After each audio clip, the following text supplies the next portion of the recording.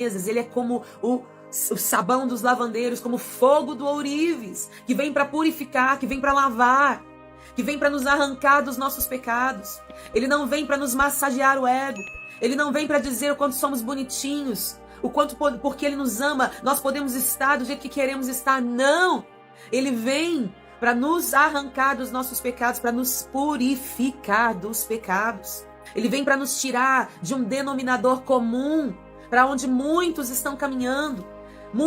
Multidões estão caminhando em direção de um evangelho falso, um evangelho que massageia o ego, um evangelho de uma hipergraça, onde pode tudo, eu posso fazer e viver o que eu quiser viver, porque afinal de contas estou debaixo da graça, e na verdade é uma graça de desgraça, porque a verdadeira graça de Deus não me massageia nos meus pecados, não me preserva nos meus pecados, ela me desafia e me capacita a uma transformação diária e verdadeira.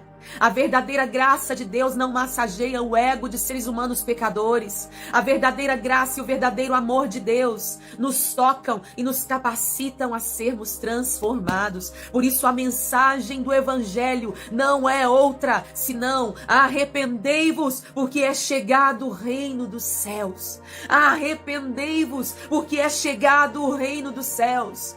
O nosso problema não são as crises que nós vivemos. Nosso problema não é o nosso governo. O meu problema, o seu problema, não são as coisas que nós muitas vezes vemos, as coisas que são aparentes, não são as coisas físicas. O nosso problema às vezes não é meramente a ausência de termos aquilo que precisamos. O nosso problema não são as crises que estão externas. O nosso problema é a crise interna do pecado que está em nós e que Jesus veio para resolver. Lá em Mateus mesmo, capítulo 4, Jesus manifesta o seu ministério, começa o seu ministério com a mesma palavra que João Batista. E ele vai dizer, daí em diante, Jesus começou a pregar e a dizer, arrependam-se, porque está próximo o reino dos céus. Arrependam-se, porque está próximo o reino dos céus. Arrependimento não fala meramente sobre um choro de remorso. Arrependimento não fala sobre um sentimento de desejar não ter feito aquilo que se fez no passado. Mas arrependimento é mudança de atitude. Arrependimento não é outra coisa, senão mudança de atitude. Eu estava seguindo por um caminho e de repente eu não sigo mais para esse caminho. Eu volto e sigo o sentido contrário. Volto e vou andar por um caminho certo. Arrependimento não é apenas choro. Arrependimento não é apenas palavras. Arrependimento não são apenas manifestações de amor por Jesus, cantadas, embora essas coisas sejam preciosas diante do Senhor. Ele preza, Ele zela. O Senhor valoriza corações sinceros, corações quebrantados diante dEle, que se rendem diante da sua palavra, que temem e tremem diante da sua palavra. Arrependimento é mudança de trajetória. Se eu amo ao Senhor, eu obedeço aos seus mandamentos. Jesus disse isso. Aquele que me ama, obedece os meus mandamentos. Aquele que me ama será amado do meu Pai, e eu também o amarei e me revelarei, me manifestarei a Ele. Existe uma manifestação da presença de Deus que é exclusiva àqueles que o amam.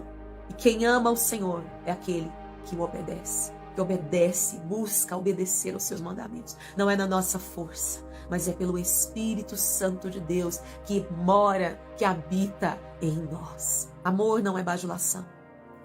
Nós vemos hoje uma geração, pessoas que não gostam de confronto, têm medo do confronto.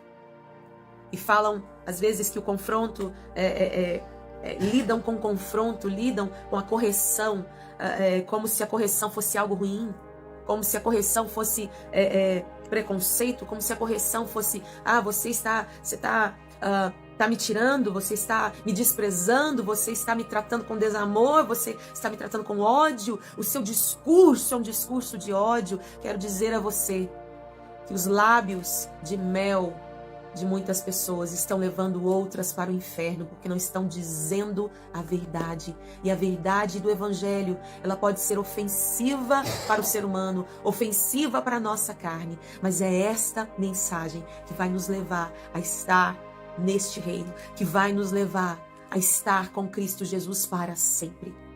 É esta mensagem. Jesus disse que o caminho é estreito, a porta é estreita, a porta que leva à salvação é uma porta estreita. E são poucos os que entram por ela. Não é uma porta popular, meu irmão. Se você deseja popularidade, o evangelho de Jesus não é o lugar. Nós não vamos ser populares se nós estamos pregando o evangelho. O mundo e o seu sistema vão nos odiar. O mundo e o seu sistema vão nos odiar, mas seremos conhecidos nos céus. Seremos conhecidos e respeitados nos céus. E é atrás desses que o Senhor está correndo. Muitas vezes as pessoas não querem ser corrigidas, porque elas acham que o amor é bajulação. Acham que o amor é suportar o pecado sem que haja confronto, sem que haja verdade. Mas é inevitável, quando eu começo a caminhar com Jesus, é inevitável que eu seja confrontado. É inevitável. Eu começo a ler a palavra de Deus todos os dias. Quando eu leio a palavra de Deus, é inevitável que essa palavra não toque em algo em mim, não me desafie a arrependimento e a mudança. É inevitável, meu irmão, minha irmã. O evangelho sempre vai machucar a nossa carne. Sempre vai ferir o velho homem. Sempre vai matar o velho homem em mim, para que o novo homem, a nova criatura e Cristo Jesus venha, nasça, cresça e resplandeça através de mim. Deus não mudou com a mudança da cultura, com a mudança dos costumes. Deus continua sendo o mesmo Deus. E os seus padrões de santidade, de retidão, continuam sendo os mesmos. Nós não conseguimos viver esses padrões na nossa força. E tentar vivê-los na nossa força é o que se chama de legalismo e religiosidade. Mas quando nós cremos em Jesus e o recebemos no nosso coração, o Espírito que é santo passa a vir habitar em nós. As leis do Senhor, elas passam a ser imprimidas no meu coração. E aquilo que antes eu não conseguia deixar de fazer, começo a sentir nojo. Naturalmente, eu começo a sentir aversão àquilo que em mim entristece ao Espírito Santo de Deus. Naturalmente, eu começo a ter aversão pelas coisas do mundo. Começo a ter aversão pelo pecado. Começo a rejeitar o pecado, a não querer mais praticar aquelas coisas que eu praticava. Um dos sinais do novo nascimento no ser humano, é que o pecado é absolutamente incômodo para ele. Alguém que conhece Jesus pode até pecar, mas ele não vai se conformar com o pecado. O pecado não vai ser uma constante, não vai aprisioná-lo. O pecado não vai ser algo no qual ele tem prazer. Quando a nova criatura em Cristo Jesus, quando nós pecamos, nós olhamos e sentimos tristeza dentro de nós. Deus me perdoe porque eu fiz isso. Deus me perdoe porque a inclinação da minha carne foi mais forte. Nós sentimos desconforto com o pecado, inconformismo com o pecado. Graça de Deus não é licença para pecar. Graça de Deus é capacitação sobrenatural de Deus para não pecar.